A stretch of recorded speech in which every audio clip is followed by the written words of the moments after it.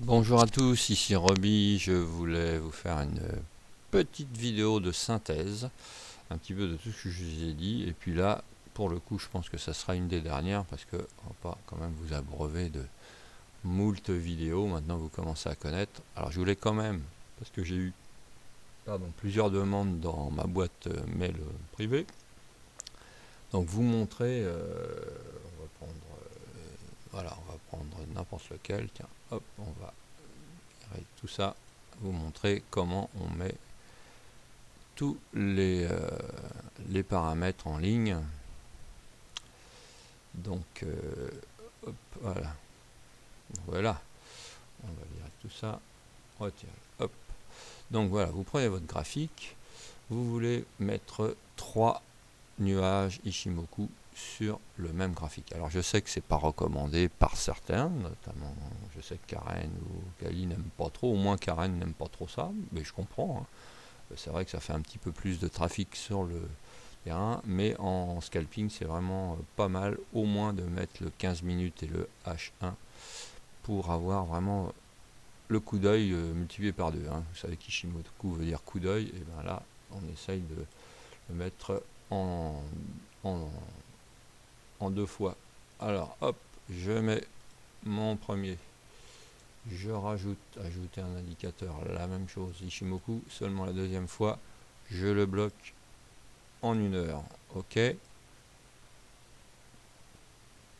voilà, le voilà qui arrive, insertion, ajouter un indicateur, et moi je vais le mettre aussi en 4 heures. Source de données, je clique en bas à la page de défaut en 4 heures. Ok, alors après évidemment vous voyez que tout se ressemble, vous changez bien les paramètres, les couleurs, en plus épais, en moins épais, suivant la frame, suivant les lignes. Et puis voilà, ça vous permet après de bien diversifier. Hop, hop, hop, hop, hop. Voilà, moi je le remets à mon modèle que j'avais préparé. Et je n'oubliez pas, effectivement, j'ai oublié de vous dire aussi de bien régler la BB H2.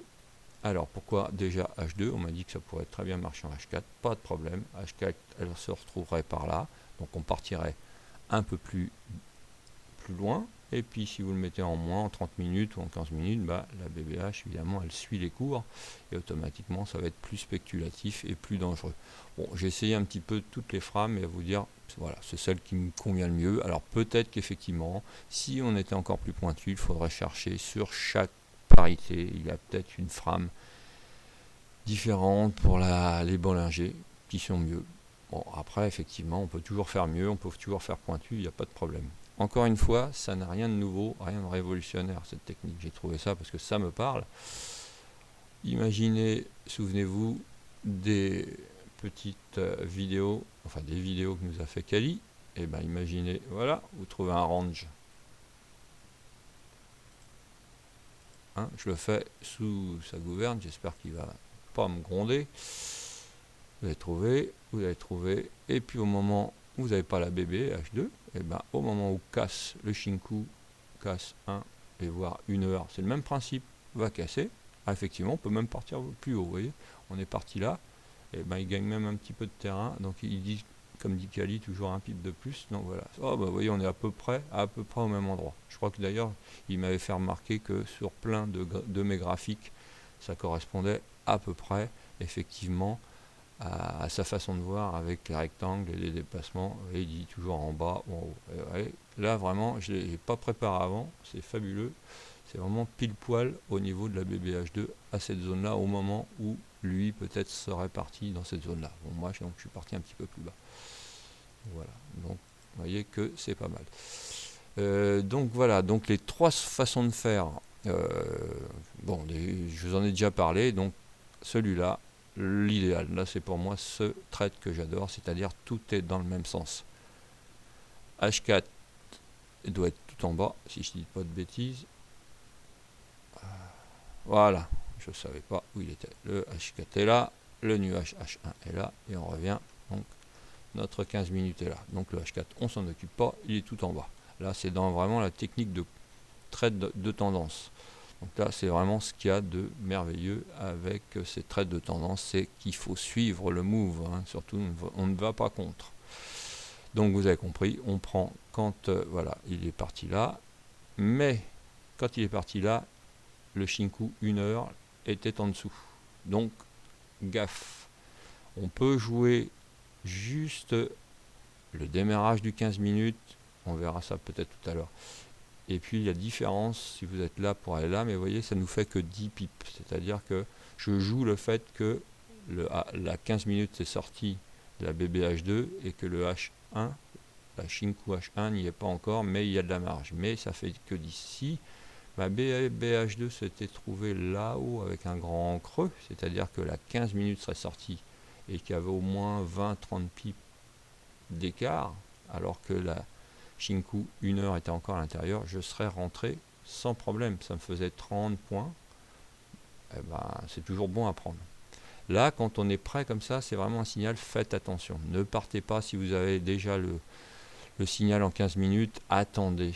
Attendez, vous voyez qu'il y a peu de marge, donc attendez. Effectivement, quand il est sorti, il y a eu un pullback après, on est revenu tout faire une touchette, notamment c'est visible au niveau du 15 minutes, et le 1 heure était bien au-dessus. Et donc, on devait être dans cette zone-là, et c'est ça que j'ai joué l'autre jour.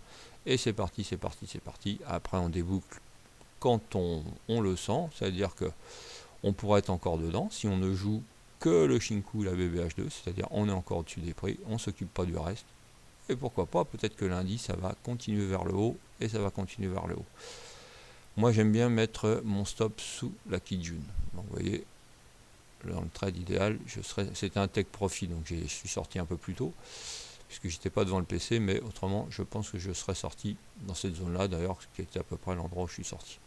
Et puis surtout, quand le Shinku revient un petit peu dans le pataquès, faites attention, débouclez. Voilà pour la première façon de trader, la plus efficace, à mon avis, il faudrait essayer de trouver que ça. Mais évidemment, on n'a pas toujours ces configurations. L'autre configuration que je voulais vous montrer, c'est la façon de trader quand on démarre, c'est-à-dire que moi je suis parti dans cette zone-là, ici, à la base du nuage, quand le Shinku 15 minutes, là, vous occupez pas du reste pour l'instant, était sous le nuage. Le 1 heure était là, par contre les BBH2 étaient en bas. Et là, ce qu'on vise, c'est le contact avec la BBH2, pas plus pour l'instant. Donc vous voyez, c'est plus court, hein, 83,66, ça fait quand même 20 points. Mais avec toujours 8 positions que vous débouclez, enfin 10 positions au départ, vous débouclez 8 positions.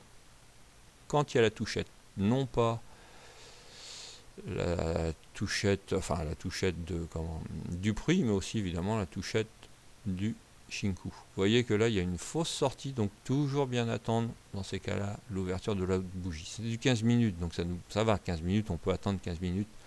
Et vous débouclez la partie scalp, quitte à mettre à zéro les 20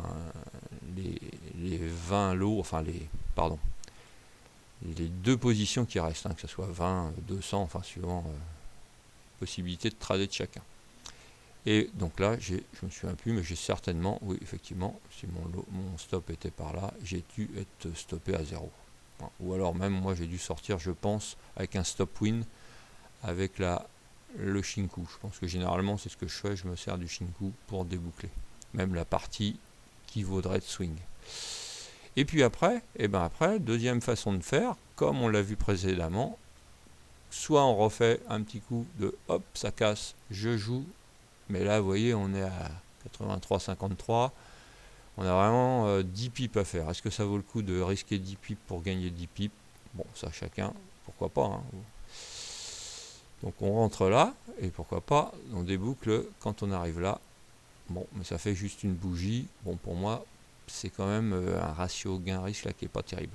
Par contre, quand de nouveau la Shinku a cassé, alors que certainement au même moment, le 1 heure cassait aussi, ça c'est super, ça s'ouvre, la BBH2 est horizontale au moment des Shinku, et par contre elle s'ouvre au niveau des prix, donc vous faites toute la descente, et après on déboucle quand effectivement le Shinku soit repasse vers les bougies, ou soit recasse la BBH2, donc on a dû déboucler dans cette zone là, bon, ce qui correspond effectivement encore une fois à la Kijun.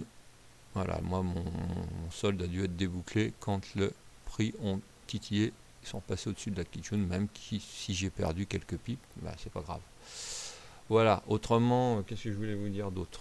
Oui, donc on peut jouer aussi les décalages, comme je vous ai montré tout à l'heure, voilà, entre le 15 minutes et le 1 heure, mais vous voyez que les écarts sont très importants. On peut le faire, encore une fois, si j'ai pas trouvé l'exemple, là, puis j'ai pas vraiment cherché, s'il y a des grands creux et qu'il y a une grande différence. Voilà, autrement, qu'est-ce que je voulais vous dire? Le DAX, on m'en a parlé l'autre jour, j'ai dit, est-ce qu'on peut faire ça sur les indices? C'était marqué la file, bah pourquoi pas. Je suis allé voir, moi je le traite pas, ou plus. Bah vous voyez, là, il y avait une super belle montée, là, c'était vraiment super. Alors sur le DAX, je trouve que c'est plus parlant que sur S&P, Dow Jones et autres CAC. Est-ce qu'il est plus régulier? Est-ce qu'il y a moins de mèches? Je ne sais pas. Enfin bref, voilà, je l'ai tradé à quelques-uns. Et puis je vais peut-être me le remettre sur la plateforme, parce que c'est pas tout le temps, vous voyez, c'était le 9. Voilà, depuis, il y a eu ici une accélération ici. Mais vous voyez, c'était sur ouais, 21h45, ça devait être le FOM, c'est ça. Donc, bon, pas facile, on ne peut pas trader ce genre de choses. Vous voyez, quand on cherche un petit peu, ne tradez pas les FOMC et autres grandes infos. Hein. Comme dit Nico, il vaut mieux partir, sortir. Alors encore plus si vous faites du scalping. Donc voilà, regardez, là c'était parfait. On rentrait là, je pense que le nuage était cassé par le Shinku 1 heure, et puis on remontait, et puis on sortait. Voilà, quand le Kijun était cassé de nouveau à la baisse, on pouvait sortir là, ou si on voulait patienter, on sortait un petit peu plus haut. Kali m'en a parlé aussi l'autre jour, il y a aussi effectivement, si on est un petit peu plus swing, je dirais, c'est plus du scalp gourmand, là c'est du scalp goinfre, on va dire, et ben on peut attendre que les deux Shinku agissent comme des moyennes mobiles, c'est-à-dire que le 1 heure recasse le 15 minutes, éventuellement. Voilà, c'était juste une petite synthèse de la façon de trader. Qu'est-ce que je voulais vous dire d'autre avant de terminer? C'était que, écoutez, prenez votre temps si vous voulez apprendre à scalper. Je vous assure que ça peut être très spéculatif, donc très dangereux. Essayez de trouver les parités qui vont le mieux. Moi, en ce moment, je n'ai pas de feedback là-dessus, je vous en parlerai. Il me semble quand même que les croisés vont très bien, c'est-à-dire que, en évidemment repérant, donc on ne se presse pas le matin, en repérant la tendance de la journée, au moins de la matinée, ça marche souvent par demi-journée, des paires dans le même panier, c'est-à-dire de l'euro, de l'GBP, de l'AUD et le Kiwi, le NZD.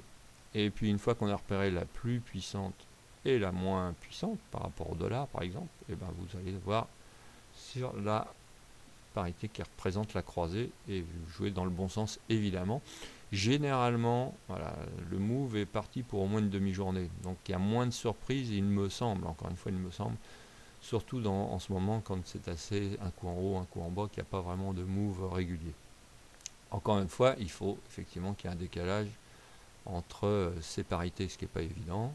N'hésitez pas à ne pas trader, ça c'est ce que j'ai du mal à faire, j'essaye, c'est-à-dire que les jours où vraiment il y a très peu de volatilité, que ça ne bouge pas, qu'on reste entre les bandes de Bollinger, que c'est serré, on sait que ça va partir bientôt, mais voilà, vous attendez. Alors ça, c'est les bons conseils que déjà a donné Nicolas, il n'y a pas de souci. Pensez à vos monnaies de management aussi, c'est-à-dire n'hésitez pas à partir sur plusieurs croisées, sur plusieurs paires, quitte à jouer la paire à la hausse, la paire à la baisse, celle qui monte, celle qui sous-performe, celle qui superforme, et de jouer aussi la croisée dans le même sens. Vous verrez que généralement la croisée est la plus régulière au niveau des grandes mèches par exemple. Et puis et oui, la dernière chose que je voulais vous donner, alors ça vaut ce que ça vaut comme conseil, mais essayez vraiment d'arriver à vous connaître, ça c'est un truc perso, de connaître votre profil. Si vous êtes des swingers, ne faites pas de scalp, je vous en prie. Prenez peut-être le même système, mais prenez des weekly, daily, H4, H8, voilà, montez. Si vous êtes des ultra spéculateurs de trading, vous pouvez descendre. J'ai testé déjà avec 1 minute, 5 minutes, 15 minutes, avec les spreads, avec les mèches qu'il y a. Bon, moi ça ne m'a pas parlé, j'ai pas réussi à trader comme il fallait. Donc j'ai laissé tomber. 15 minutes pour moi, c'est vraiment la plus petite frame. Et une fois que vous avez commencé, et ben, on s'entraîne avec de la démo, et puis si on le sent, on passe après en réel. Enfin, c'est des choses basiques qu'on vous répète tout le temps. Mais voilà, donc... et puis, faire des boulettes, ben, ça arrive. Il suffit de mettre des stops relativement petits quand on joue du scalping, c'est-à-dire donc important de partir ce que j'appelle au ras du poteau.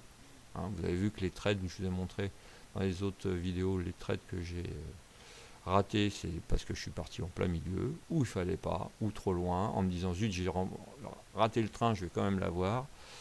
Et ben non, ça ne marche pas, puisqu'on prend un ratio gain-risque qui n'est pas bon.